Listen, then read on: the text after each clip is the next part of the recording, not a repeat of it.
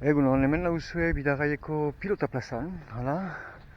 Badut itzordua gero hor Jean-Marie Lapairekin hor hamarrontan egiteko elkarrizketa diasporari begira eta Ipar Ameriketako euskaldunei buruz, hemen egiten dugu. Voilà. Donc vous m'avez là sur le fronton de Bidarraï, en Basse-Navarre. Voilà, donc je joue un peu au Yoko. Voilà, ça me fait toujours plaisir quand je vois une place de village. Je prends toujours mon Yoko, ma pelote, et je tapote un peu. Voilà, et là j'ai rendez-vous avec Jean-Marie Lapère de TVPI, puis on va faire un petit reportage sur les Basques aux États-Unis depuis cette place. Voilà.